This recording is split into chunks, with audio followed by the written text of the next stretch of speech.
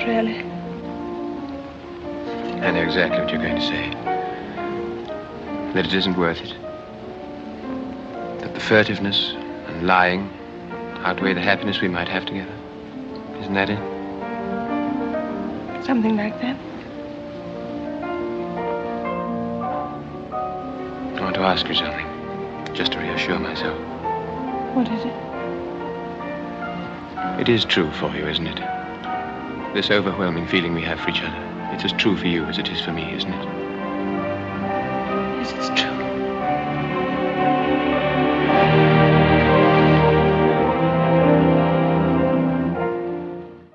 Welcome to God Deserves Better, the program dedicated to equipping the saints to create like our Creator. I'm your host, Zach Lovelace. I'm your host, Jonathan Laura. And with today being Valentine's Day, we're reviewing a film that's all about love. That's right. Yeah. The film we are reviewing is called Brief Encounter from 1945. It is a film that I had heard about but never seen, but Zach recommended it as an A-tier film. And after watching, I think I have to agree. Well, we'll get into it. We'll get into why that might be. But since we are in the mood for love, this was, with Valentine's Day, this was something that came to mind because I saw it several years ago. I think probably 2020, actually. It popped up on YouTube. And in my research, that actually is when a lot of kind of modern filmmaker people saw it as well. It just got released on YouTube for... Just hit the algorithm. Hit the algorithm, man, that knew I was a cinephile, and so it threw it my way. And I watched it all at a coffee shop, like going in blind, and that was awesome. So if that is interesting to you, like if that alone is enough to bait you, I would recommend going to watch the movie and then coming back and it's listening. still there on YouTube, free with ads. So you have no excuse. You have no excuse. You have to watch it. Yes. And a little background on the film: it was directed by British legendary filmmaker, legendary director David Lean, who also did Bridge on the River Kwai, Lawrence of Arabia, and several other very big movies. I think Dr. Zhivago is another one. So, he's used to doing, or what people know him as, is a filmmaker who takes these amazing vistas like frosty Russia in the revolutionary early 1900s. Vast deserts. Or deserts, exactly, or jungles, that kind of thing, and taking you to these lush, exotic places. And in a high technical sense, like really, really good camera work and editing. And so he's really a master of his craft. But this film actually takes place in dreary, maybe not so dreary, I don't know, but compared to the other locations, dark and middle class England. And so mainly at a train station in the little town right outside of there, because it started out as a play by another legend, Noel Coward, who's an English playwright and composer and kind of just this super talented multi-hyphenate guy. But it started out as a single act play that he had done that they adapted. So Lean had also adapted Blithe Spirit, which was one of his earlier films, or the one previous to this that was a play as well from Noel Coward. So it is definitely very British, and you need to watch it with the subtitles on. Yes. That was like, at least to begin with. Very fast dialogue, yeah. Yeah, especially to kind of get some of the side characters, just who have like thicker accents that are a lot of fun, but you're in middle-class England and people are just, oh mate, if those sandwiches were made today, then you're Shirley Temple, It's like, it's very, very English. So buckle up for that. You've been warned. But also, another warning, spoiler warnings, we will be going into this film pretty in depth. That should go without saying, but I still feel like I need to say it, so just wanted to throw that in there. But it's a small, fun ride. I mean, fun, not like you're having a good time necessarily, but it's a good story. It's a good story, and it certainly gets you thinking, and it's engaging, might be a better way to put it. For its size, critics at the time called the plot flimsy.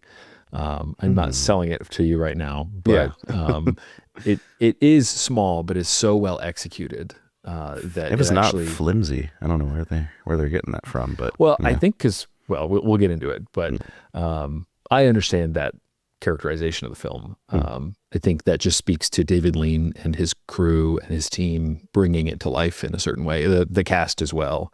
Celia Johnson is the lead actress, and Trevor Howard is the lead actor in this film. And a brief summary of Brief Encounter is the film follows Laura Jessen, a middle-class housewife who takes a train every Thursday to go shopping, eat at a restaurant, see some friends maybe, go to a movie. And while waiting for her train one evening, she gets a bit of grit in her eye and is helped by a stranger, Dr. Alec Harvey. And after running into each other a few more times in this kind of liminal space of Milford, this middle class kind of getaway where they go and do all this shopping and stuff, they start to fall for each other. That they're both kind of living again in these little in-between times between their normal routine lives, and eventually they share a table and they at a crowded restaurant, and again they start to really have feelings for each other. And but as their passions spark, so do their consciences, and so together they kind of wrestle with their relationship and what that means. Well, yeah, I don't know if you mentioned it yet, but they're both married. Yes, well, with her being a middle-class housewife. But I didn't say, well, Alec, I guess. Yeah, as well, I didn't say Dr. Alec is Sorry. also married. So two married people coming together in this space in their lives where they aren't hooked to their normal routine, and they can enjoy each other's company, and they start to have feelings for each other. So they fight with what that means, and I think it reveals a lot of other dissatisfaction they have with the life that they have, and then they don't also want to be the type of people who are having an affair. So they kind of are just in this space, and it's like, will they, won't they? And we go from there. And it really is, that's where the flimsy part comes in, because it's really, you're spending so much time with Laura's conscience and just hearing her thoughts. A lot of it is just narrated by her. And so there's not a lot that happens necessarily. Like they go and they discuss their relationship over here, and then Laura goes home and kind of has to tell a white lie to her husband to get away with what she's been doing and who she's been hanging out with, obviously. And so all that stuff starts to catch up to her, obviously. But it's really just her recounting various meetings that she had with Alec, and then the kind of how it blows up and goes from there. So it really, again, small in comparison to like Bridge on the River Kwai, which blows up a train at the end with but still extremely engaging, still extremely human. And tells you that very people talked about the realism of this film at the time, that it's just not really super attractive actors, and they're just like normal people, and they kind of have their mundane life, and then suddenly there's this little thing that they have, and it kind of breaks open their life a little bit. So that's what happens. It's them exploring what consequences can happen when they start exploring an illicit affair. So one of the big things is she gets that grit in her eye standing on the train platform, and that's what causes him to come up to help her. He's just a stranger. He's like, here, let me help you. And he gets the grit out of her eye, and then that's it. Like he just walks away after that. He's like, cheerio, and has a good day, and disappears. And then they keep running into each other, and then it really breaks when they meet at a restaurant, and there's like no seats except for right in front of her.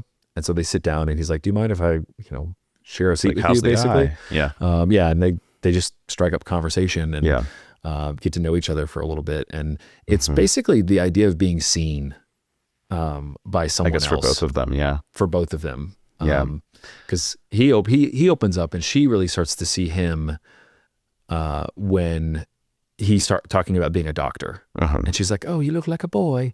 I can see your youth. And it kind of zooms into her. And that really indicates that she's falling for him. And then it kind of snaps back to the acquaintance level, right? And then gets back in when he starts asking if he can see her again, and it's like becomes clear what he's actually asking, right? Like he broaches the he it's takes very it up to foolish the of line him to do that. Yes, so he's not necessarily the villain, but he's like reckless, very uncareful. He was the instigator, for sure. And she allowed it to happen too, so they're both at fault. But but then their activities start to heat up, and they do share a kiss, and a couple kisses, and then they finally go and try and really consummate their affair at a friend's loft. Alec has a friend. Well, she was going to go home. This is I think it's interesting that like she was literally on the train. She has the choice to go back home to her family or do something like totally stupid and reckless and just throw that all out for a night with Alec. And she literally after the doors close, she hops off the train as it's moving to go do that. Yeah. And it shows where her heart truly is, which is bad, but she goes all the way while it's raining and endures through all that just to go to his friend Steven's flat, where I guess he was staying the night. And Steven's my favorite character. Yeah, he's cool. He's very suave and he's based. Yeah, I mean he calls him out. Basically. Yeah. Well, so he had an arrangement. Alec had an arrangement to have this flat vacated, and so he brings in Laura, and then I guess they hear him coming up the stairs or something. They hear Stephen coming back, and Stephen's like, "I'm sick. I'm sick, old dog, old chap. I've got a sore throat," or whatever he says. Yeah. And then he finds her scarf, and he's just like, "Oh!" And the way that he dismantles Alec's lie about it, and just his sudden kind of trying to cover his tracks or whatever. He's just like, "Oh, of course you had a patient here, a woman who is just so frail that she couldn't have been seen in the normal office, that she had to be seen here. Of course, that's all it is, and it's he's obviously backhanding him. Yeah. And it just comes to a head at the end where he's like, I don't know what Alex says leading up to this, but he's like, I'm not angry. I'm just disappointed. And then he just shoves him out the door. Yeah. But it's just, again, that kind of unceremonious friend who's actually just doing the right thing. Love is that cold friend. Love is that cold friend, or that hand of Providence that delivers you the friend who's not going to be the shoulder you can cry on, that you have to just get over. Yeah. The desire, the fantasy that you have or whatever. Totally. That just feels so real. Especially when, obviously it happens to both of them. She has the blabbermouth friend, and then he has the Stephen friend. So it's just seeing those moments. He actually talks to Stephen. Stephen's actually his friend. The Laura isn't really friends with this other woman, but you can just see everything falling apart for them at that point. And then that's what does happen. They eventually decide to choose duty over desire, which is the major theme in the film. And Laura goes back home. But he takes a job in Africa, or South Africa. Johannesburg, yeah. And I think that maybe comes before she decides to, or they kind of decide to break it up. He's like, I can do this, or maybe not do it. He leaves it up to her. He's like, just tell me and I'll do it. Yeah. Yeah. And so she's the one who puts a bullet in the head of the relationship. But in actually, I don't even remember her saying it. I think it kind of just became understood, if I'm remembering correctly. Yeah, I think he's saying basically that meeting that they have. No, she says something in the last little meeting, I think. Yeah. So I didn't watch the movie 2 days ago. I watched it last night. So yeah. But it's just such a sweet little picture because of their decisions and how much time they spend really worrying about being good people. Yeah. I think one line that they said, or I'm not going to say it, I don't remember it verbatim, but basically is what they said that kept coming up is the passion and the love that they feel is not worth the pain that goes along with it. And that came up a few times.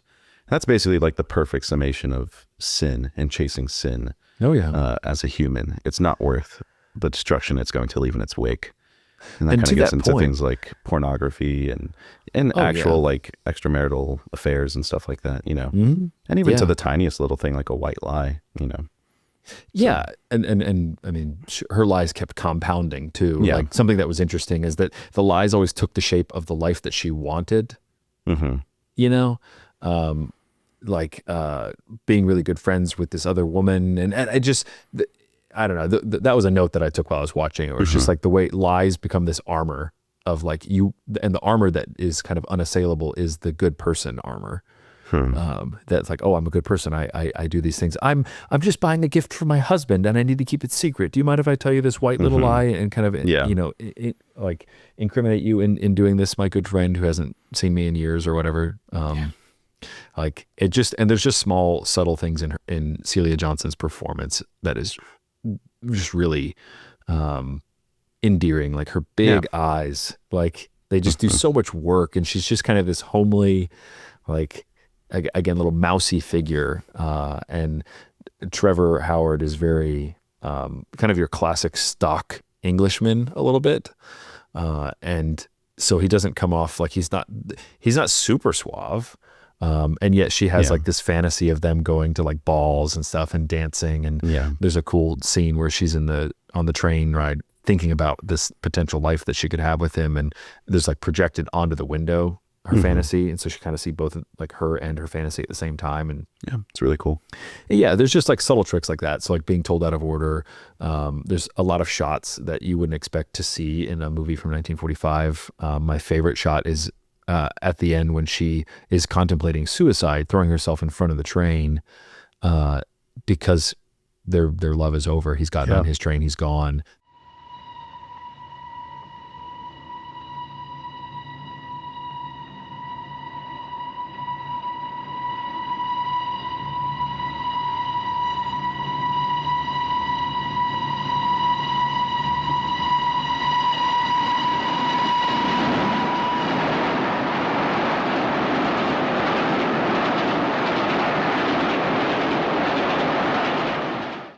Like it just slowly turns into a canted angle of her and pushes in super close. And then she runs out the door and the shot right as the train passes her and she chooses not to throw herself in front of the train.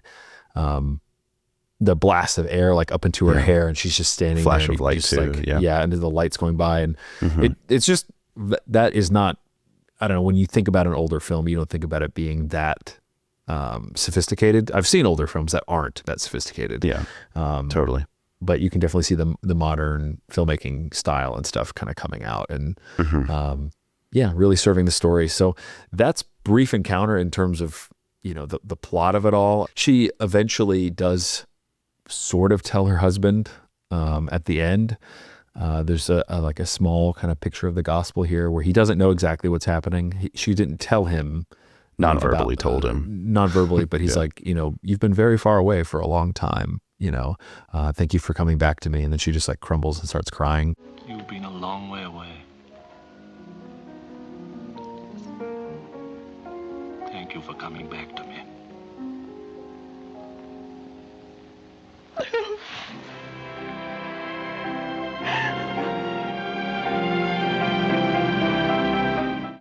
And it's like that love where he's just like non-confrontational, just offering himself, really is just like the picture of the restorative aspects of marriage. Totally. Being married, this film means a lot to me. Even though it's obviously about two people who are like trying to like break up their marriage, but in a that was weird actually way, my hot take about the film is that it is a love story, not between her and Alec, but between her and her husband. Because she is like we said, she's telling the whole thing through her head as if she was confessing to her husband. And then at the end, he gives that gesture of like, hey, like, thank you for coming back to me. Yeah. And just the tears that she had in the breakdown, some people I was seeing like can read it as like grief of the tragedy that just happened that she lost. But like I think it's really just like a relief, like, oh, I made the right choice. I didn't burn it all down. I didn't, destroy my foundation that was supporting me. Totally. And I love that aspect of it, and that it comes down to the last second kind of thing, which is very similar to A Bridge on the River Kwai, where like the decision to blow up the bridge. Like he realizes, oh man, at the very end, I realize what I'm doing wrong, and I turn and I run to the plunger to blow up the bridge.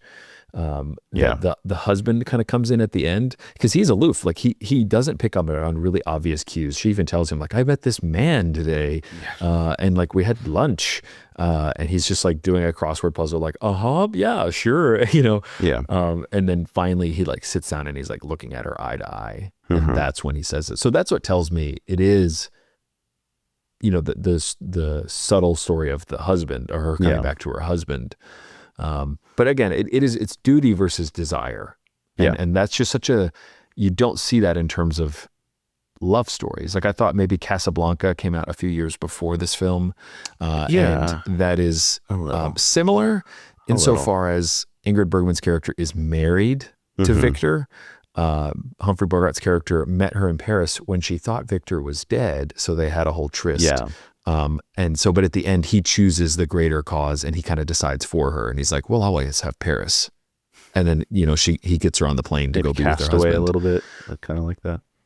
Yeah, I maybe. guess she thought he was dead after the plane crash. And Yeah, that's true. Okay. There's a lot of evidence. that's different though. Yeah. It's not one for one. I was just yeah, popped not in to my make it head. about Castaway, but I've seen that she actually was cheating on him before he left Ah, okay. with that guy. And so that's actually why she feels so guilty that he's alive now. Oh, okay. Well, Anyway, again, this isn't about Castaway. it's not. It's not. This is about Brief Sorry. Encounter. Sorry, I even brought it up. Yeah, you should be. You should It's be. cast away that little. Yeah, get behind me Yeah. with the Castaway references. But yeah, there's what you see here, and what makes it the cozy aspect of it. I was telling you this off mic previously, that one of the things I love about this movie, because it's really a message against domicide, which is a word I've started to use. I can't remember. I heard somebody used it before me, but for the destruction of a home, for the death of a home, which is what divorce does. It's children. I'm a child of divorce. Biblically speaking, a man and a woman, when they consummate their marriage, they are one flesh. And so they are one spiritual entity in many ways. You actually see kind of a Trinitarian picture there, the one and the many, right? Being one household. And so that household ceases to exist when the, a spouse of any kind, like, goes and cheats. So Trevor and Laura, if they had actually cheated, or like gone all in on that, then that would have destroyed their home. And so you just see that they chose not to do that. So again, it's duty to God, even though it's not explicitly a Christian film, it is very much a Christian people that are watching the film in the 40s, and writing it in some ways, although Noel Coward. Hays Code era, so there was a lot of that. Totally. The husband and wife sleep in separate beds. Yeah, noticed that. Yeah. Laura and her husband sleep in separate beds, which I was watching it with my wife and I was like, that's so based. That's so based. They sleep in separate beds. We have a newborn, so I'm like sleeping on the couch, not for bad reasons. And it's awesome. Honestly, it's awesome. Just like having my own bed is great. This idea that we have to like animals sleep on top of each other. It's just, no, I'm Do you have a king size or a queen? I'm a light sleeper. I have a king size bed. Yeah. Okay. King size is plenty of room for me to move around. That's fair. Whatever. I'm a light sleeper.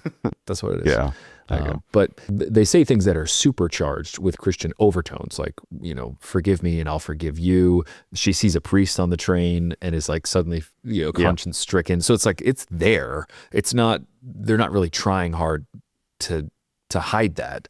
It's definitely part of it. They just don't sit here and give you chapter and verse about this or that. Totally. Even her saying like, I want an older and wiser friend to say things, like to counsel me. Yeah, exactly. Like even that is like very it's a biblical much, desire. Exactly. A biblical desire. I mean, there's literal verses of like older women teach younger women how to be married and take care of their home. But there's duty to children. She feels really guilty when her son gets hit by a car. A whole like minor subplot thing that happens in the film. It happens off screen, but and he's okay. Nothing. Yeah, he like fell and serious got a comes of it. concussion, basically. Yeah. But she's just feeling really guilty, like, I'm being punished I for having neglected these my feelings. duties as a mother. Yeah. Exactly, my role as mother. I'm out here like flirting with this guy, and I come home and my kid is almost dead.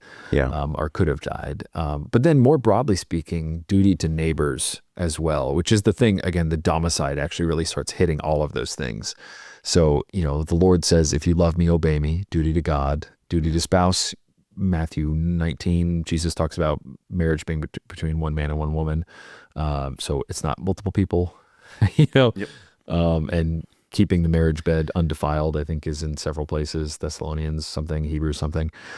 Duty to children, raise your children in the way they should go, and they shall not depart from it.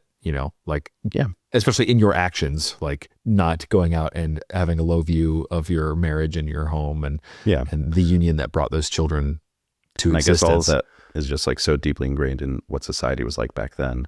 Absolutely. That they didn't really like have to say all that. It was just all understood.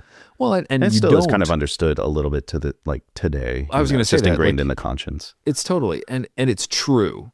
Yeah. Like, so no matter what, it's true. Like you intuitively know by the natural law, that children only come from a man and a woman. Yeah. And so that being like what marriage is. So it's like when you see a man cheat on his wife by natural law, that's wrong. like Yeah. especially when they have children. It's a betrayal, you know? Yeah. It's lying, and you have to be really warped to be like, oh man, multiple wives or whatever. You're trying to, Yeah, totally. make a It's totally commodity self-seeking. Yeah. out of men or women. But the last one being duty to neighbors. So loving your neighbor as yourself. What does that mean? How's that in this film? It's like they care a lot about what other people think of them, but like having broken homes in like next door is not loving. You wouldn't want a broken home next door. You know, you wouldn't want an adulterer next door. You wouldn't want a homicidal maniac next door. Yeah. Who's out here just destroying their own home for their own individual desires. Yeah. You would want the person to sacrifice their personal desires for the greater good. The greater good being raising children, living But you're in dependent a stable, on them as a member of a society. We live in a society. Totally. The Costanza. Yes. Yeah. Yes. We live in a society. And why that's funny when George says that is like nobody, that's like, you really don't. We're like at that point kind of obliterated individuals, especially in like a big city, you know, nobody's really going out of their way to help you, you know? So all of these things kind of are present, and it just makes it a really enjoyable visitation to a different time when you can see these things and the people actually struggle to like, hey, we shouldn't do this. We shouldn't transgress this. Like, this is really bad. Yeah.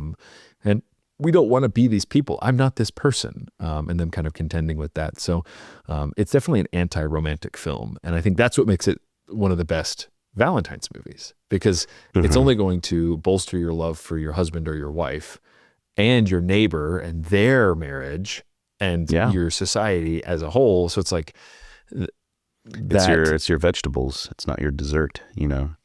Totally. It's what's good for you. It's actually going to it's healthy, and it's only going to produce fruit or vegetables, I guess I just said. Yeah, but you got your VeggieTales brain over here. Oh boy, yeah. I mean, but just comparing it to like modern day films, like how this film would be handled today, like duties would be treated as like an ick, or you know, anything that restrains is just, you know, evil. It's evil. Yeah, it's an understood bad, and you have to chase your flesh at all costs, or at the very least, desires. At the very least, it would be seen as just a preference. It wouldn't be seen. You'd have no like as morally collective, neutral, I guess. Yeah, it's just like that person likes chocolate ice cream. You know, I feel like they would say that you are morally wrong for not chasing your desire. I feel like they would argue that. Yeah, I think there are certain people who definitely would. I was doing a little bit of research previous to this. I haven't seen this movie, but the film Past Lives is kind of a mirror of this, which was nominated for an Oscar last year. Past Lives, yeah. Oh, you did? Okay, it was cool. 2 years ago when we did our big Oscar episode. I watched it. That's right. Yeah. That's right. So I was doing some research about that because it just popped into my mind, and I'm like, that is about like a man and a woman who aren't married, who kind of have this like, they were previous kind of. They were friends back in South Korea, I think it was.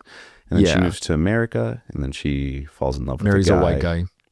Marries a white guy, yeah. And then the friend comes back, and it's like, oh, this connection was there all along, and they kind of just don't pursue it. And it's kind of like, oh, maybe they just take comfort in thinking like, oh, maybe in a past life, or I guess no. The thing was that this was a confirmation that in a past life they were together or something like that.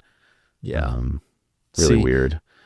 That's a non-Christian culture's take on this. Yeah, because, and of course they don't in that film, from what I understand, they don't do anything to each other. Nothing bad comes of it, but they get like, you but can even tell then, it's just bubbling up inside of them the whole film. Which, if you could have had the conscience, if you could have heard the conscience of the main character Nora in Past Lives, you probably would have heard similar things as you do with Laura. And so I don't know, I need to watch them. It might be a good double feature to kind of understand, but the one feels very Buddhist. You know, we've got past lives, we're being reincarnated, and I can take solace in this kind of larger mystical thing, as opposed to the real like crunchy Christian kingdom here, and like what that means, and the covenant of marriage, and what that means, and how breaking that, you know, is so poisonous for society, because you see them break it where you don't see them do it in Past Lives. So anyway, that popped in my mind. But another one that popped in my mind, kind of to that point, I was thinking about Bram Stoker's Dracula, as being Haven't at seen least it. the movie that I've seen the most that does this, where Gary Winona Oldman, Ryder right? and Gary Oldman, Gary Yeah, Oldman as okay. Dracula, and Jonathan Harker is played by Keanu Reeves, and so Yeah. Mina, Winona Ryder's character, falls for Gary Oldman, even though she's betrothed to Keanu Reeves. So she's going to get married to him, but he's locked up in Dracula's castle. Okay. And so, Dracula is obsessed with her because he thinks that they were like, she's the reincarnation of his wife. Oh, okay. And he's like, Interesting. I crossed oceans of time. He says, I crossed oceans of time to see you or whatever. Okay. And then he's like, ugly looking monster. Yeah. But it actually, it's trying to undersell the monstrosity of Winona Ryder, because she gets married to Keanu in the movie, and then she basically has sex with Dracula after that. Oh my gosh. And so it's Wow. like, and this is after he's like killed her friend too. This is Yeah. dark, obviously. Yeah.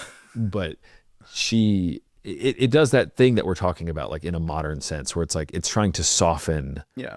the thing, because Keanu Reeves is not a bad husband, and if anything, he's a good husband. He's like, I want to get home to meet my wife, and he like fights tooth and nail to escape the brides of Dracula, and then they get married in an Orthodox church when he escapes. Like she comes to him, and so for her to like betray him like that, just because of the passion, because of this like overwhelming, and in the movie it's sold as like maybe dark magic of some kind, I guess, like that she's just so obsessed. But it's this love that transcends time, love that transcends boundaries. That's ultimate romanticism, love that transcends any moral boundary, where it's like you just go for it, man. You just, Well, it's a type of romance where you are the god. I don't have to. Yeah. I just have to adhere to myself and what I want, and not what God wants. And in that way, Dracula is like spot on, because he denies God, and he's like, God made me this way, and he made me, and it's in his ugly bat form, and he's like, we'll put the clip in there where he stomps and like the crucifix catches on fire.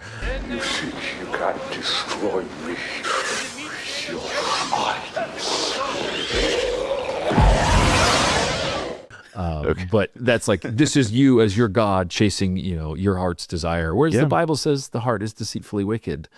Totally. And, the Lord totally chastises Israel time and time again in the Old Testament for being the whore, the harlot, the unfaithful wife, whereas the Lord is the faithful husband, faithful to his covenant. So there's just so much about covenant in here that I'm all about. And it made me think a lot about Tim Keller's book, The Meaning of Marriage, which my wife and we bought for several friends we read before we got married, and we also have bought it for a bunch of different people. Actually, I was just talking to Colin, who was on this podcast, friend of the show, a while ago last night, about that book. Nice. And I was like, dude, you got to get it. And he's like, oh yeah, okay.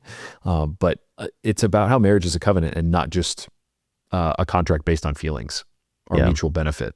That it's actually, love is a commitment to seek the other's good, not primarily an emotional or sparked feeling. This is a big eternal thing you're dealing with.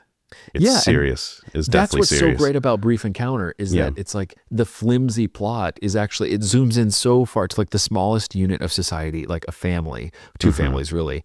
And it's like, will they, won't they? It's like life and death hang in the balance of just this. And that just shows you how like your spiritual journey is warfare all the time, even in the smallest things, the smallest interactions of even getting like a bit of Must die to yourself daily. Take up your cross daily.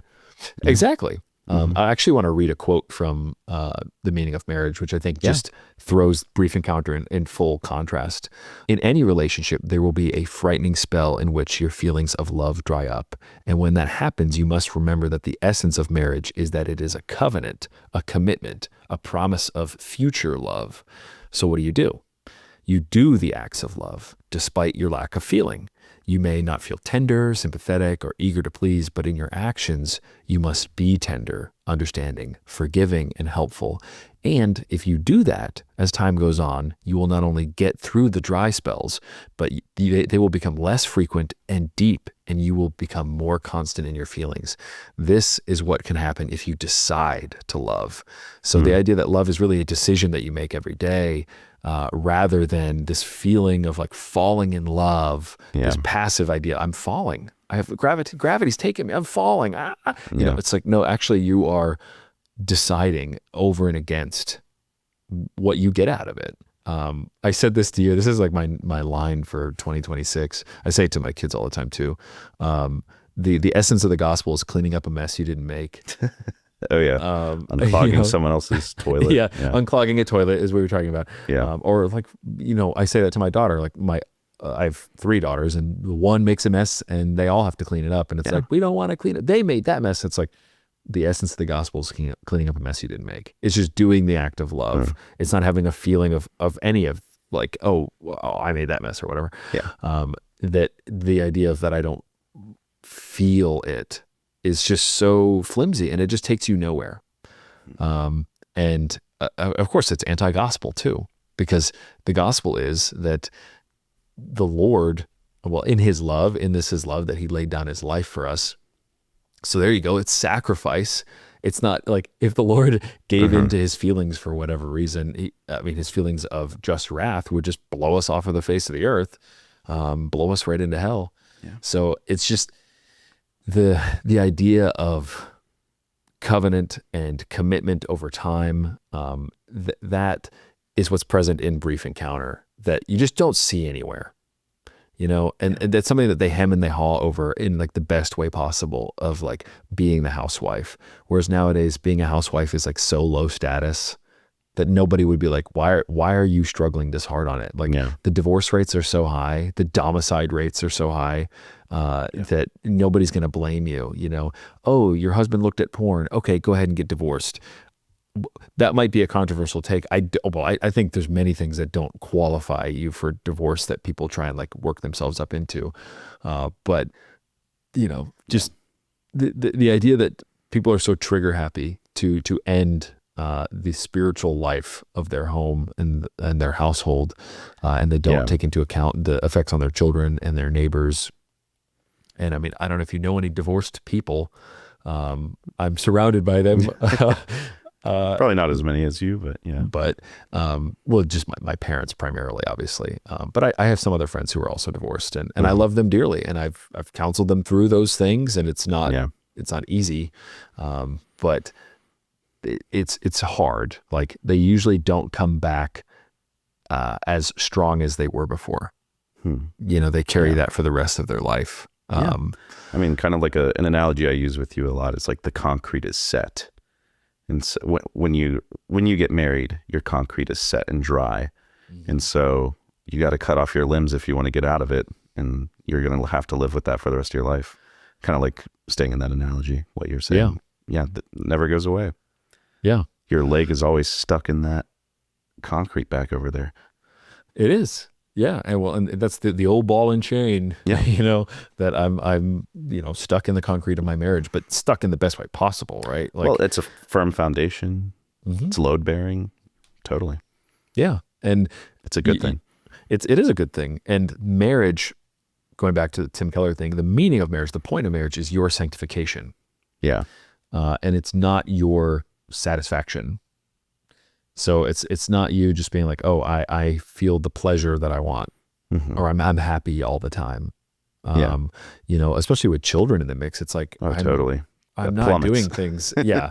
But then it also like it buoys out. Like you have joy, and especially to the Tim Keller quote, he's like, when you decide to do things, you actually do these acts of love. Well, guess what? It's the Lord pouring love into you. Yeah. It's actually, you find it's more fulfilling than when I was just living by myself. Well, you're just living by your own fleshly abilities, of like, oh, look, I can be patient. Yeah, you can be patient when you don't have like a child screaming at you. And you can be loving when you don't have, you know, a sick kid coughing in your face, or whatever, you know. So just all of these things, this film it's such a, again, it's very special because of that. Like I've not encountered another movie like this. We're talking about maybe In the Mood for Love. Yeah, when was that? Like early 2000s, I think. Yeah, I think so. Maybe late Yeah. 90s. It's a little different because both of the spouses that they had cheated on them, and so it kind of like, oh, I guess they could have they had grounds for divorce and they could have made it happen, and they decided not to. I guess I don't know. I don't remember. Did they decide to stay married to their spouses? I don't think so. I think they did split off, and then I guess because of tradition or whatever, Yeah. they decided not to pursue each other. Yeah. Yeah. I know they don't decide to, they kind of play act as each other's Yeah. spouses, and they try to understand why this happened to them. Mhm. That's really interesting. But just, Yeah. you really, that's about as close. And that was a long while ago. I mean, Yeah. maybe something like, this is not, I'm going to say this and it's dumb, but Phantom Thread, the Daniel Day-Lewis movie. Haven't That's seen an it, but interesting, it's like trying to say something about marriage, Mhm. because he's this dressmaker who's this kind of, single bachelor, like addicted to bachelorhood in his own ways and really resistant to being married. But it just boils down to basically him getting poisoned by his wife, or lover. She's not his wife yet. They might get married in the movie, but to like baby him, essentially. Like he needs to basically be tolerable. He needs to be poisoned all the time. And at the end, he like purposely drinks the poison mushroom so that she can take care of him. And it's like, that's your view of marriage. It's so dark. That's so cynical. Yeah. Another modern film that we've talked about, I haven't seen it, but Carol, 2015's Carol. Oh, yeah. And actually, I believe the writer based it off of A Brief Encounter. That's or was what I've heard. inspired by Or it. inspired by it, yeah. Yeah. And it's like, well, and it's heavily inspired because Noel Coward, the writer of the film, prolific playwright, composer guy, again, multi-hyphenate guy, he was gay. Like he didn't really come out and say that, kind of an open secret for most of his life. But after he died, it was like pretty obvious. Yeah. Biographers picked up on it and everything. And so I guess that was whoever the director of Carol. Yeah. It's basically A Brief Encounter with a lesbian couple. And I think the younger of the two, Rooney Mara's character, isn't married. She's just a young person working in like New York, 1950s. A department store. Yeah. Yeah. And did you see the film? No, I didn't. Yeah. It didn't intrigue me. Can't say it. Can't say I was intrigued. I can't say lesbian drama really is my genre. Yeah. But basically from what I've surmised and just light research, and you can attack me in the comments if I'm wrong, but basically like they just view as what her marriage is, Cate Blanchett's character, is just boring and oppressive, and it's just it's preventing her. It's preventing her from what she wants to do, her flesh, her self-actualization, and again, as back opposed to to self-sacrifice. Yeah, and again, because she is her own god in this scenario, and she has to serve her god. Duty is totally a social construct. That's which what. Yeah, I would agree is like somewhat true. It's a godly, eternal construct, but yes, it also builds society. Totally. And this is something that I'm going to call back to an older episode that we did with Dan Kemp, Dr. Dan Kemp, where we talked about death works. Philip Reif, Life Amongst the Death Works, that a work of art that is like designed to attack a strong pillar of society, or like a moral belief or something, sacred, that this is the opposite of that. And when I was talking to Dan, it's a life work. Yeah. It's a life work. Yeah. It bolsters the life-giving aspect, the fruitful aspect of society, which is two families that generate children. So there's a generative future. Whereas in Carol, there's no generative future promised. There are no children that come from that union. And there's, if anything, there's only darkness that comes from that union. One of the gospel things in marriage is that man is not like woman and woman is not like man. And so we have to contend with the other. Yeah. Whereas like you see the worst masculine qualities and the worst feminine qualities come out of lesbian and homosexual men marriages. For the former, it's like there's actually no sex at all. Like they never really do anything, which just makes sense. There's no one to start, there's no one to initiate, so it never actually happens. And then on top of that, there's tons of like spousal abuse, apparently. I've heard of physical abuse within lesbian marriages, which is just kind of mind-boggling. But for the men, it's just hyper promiscuity. Yeah. Like it's just a perforated marriage. It doesn't really last. Because it's kind of built on the libido of two dudes who just want to do that all the time. Like so like the woman, there's the book Men in Marriage, George Gilder talks about this, like civilization arises when men submit their will to women's sexual proclivities and speed. And so it's like men having to slow down and women having to speed up a little bit, right? Like and being in union with each other. Meet in the middle. Yeah. Yeah, exactly. There's just such a beauty to that. So anyway, the idea of Noel Coward, the writer of Brief Encounter, people have said that this film has a lot of homosexual fans because it kind of reads as that. Like homosexuals at the time couldn't consummate their relationships, and so they had to, kind of live in between and all this kind of stuff. Which I will grant them that, but it is 100% a life work because it isn't that. Yeah. Like you just twisted it to mean that for you, but yeah, sure. Yeah, because of the generative future that is provided with the man and the woman choosing the duty of husband and wife. And the joy that she has at the end, again, like she's relieved from his forgiveness and everything. And she did the right thing. Yeah. Yeah, agreed. I do want to watch, this will be one of the last things, unless you have something else to add here. That for filmmakers, a bit of homework would be to watch the 1945 version of Brief Encounter, and then it gets remade in 1976 with Sophia Loren and Richard Burton. And they are not Celia Johnson and Trevor Howard. Let's put it that way. But it's like in color, and they're hot. They're hot. But no, they're like Hollywood superstars. Yeah. And so it's in color. It's in like kind of more modern, right? A more recognizable Britain. And so it doesn't feel the same, but I won't ruin that. Totally. I want you to watch it and just see, because there's so much to be learned by looking at and comparing what one generation of people thought was good and the kind of the meaning of it. And then the others, what their children later, their children doing it, and like, what do they choose to focus on instead? Yeah. I mean, that's just a good lesson in remakes in general, but sure. I haven't finished the remake, but I am currently watching it also for free on YouTube. So, YouTube is here to educate you filmmakers to, YouTube is the future. Shake out a little bit of what kind of wisdom you can get by comparing the two things. But anything else in conclusion in terms of talking to filmmakers, like what you think that what they could learn? We talked a lot about the kind of meatier themes of this film. But I think it's just again, we love to harp on these films of like, this is teaching you very biblical truths, gospel truths, and it's not doing it in an overt way. This can still be a Christian film without being part of that Christian film genre. This is what we want to make as Christian filmmakers. Yeah.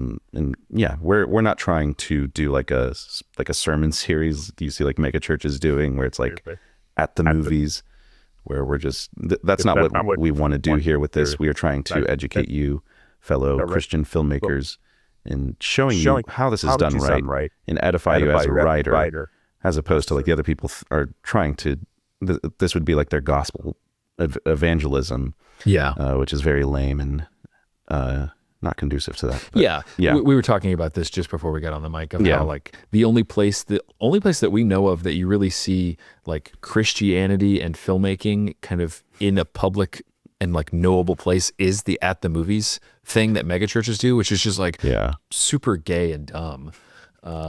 But then I was like, are we gay and dumb? I was telling Johnny, like, wait a minute, are we at the movies? And it's not because we're talking about the craft of this. We're talking about the craft of filmmaking, and then you as a Christian, how can your Christian faith inform your craft and make it better, and how you don't get lost in the sauce and become some secular satanic baby eater, movie maker, whatever. Totally. It's in the files. You could just say that about anything now. Yeah. It's in the files, folks. And if you don't know what I'm talking about, you live under a rock. This was a good review with you, Johnny. I'm looking forward to the next one. I don't know what we're doing in terms of next episodes, but just keep your eyes on your feed. I know. That's true. I do too, but I mean, if you've made it this far into the episode, basically next month is Oscars, which is, the Super Bowl of film bros. And we don't, as Christians, really particularly like the Oscars. Basically, the Oscars is just a bunch of people in Hollywood celebrating their own moral structure, and it's all gay, as Zach said, and weird and dumb and not good. And we don't want you guys to pursue that. And so basically, we're going to make we're doing something a little bit fun with the Oscars. We're making our own category of best voice actors, something that hasn't been done by the Oscars, and we will be looking into that. Just a fun little exercise activity. Yeah. So if you like coming in animated March. films or other like voiceover performances, strap in. Yeah. 'Cause it's gonna be a lot of fun. So we're excited for that one, and we have lots of other things kind of in the pipeline. But expect an irregular schedule, a dad schedule, because that's just how things roll. But we do love and appreciate all the comments and feedback and whatnot. And with that, as always, thank you for listening. Now let's get out there and work heartily for our good and gracious God, the Redeemer of men.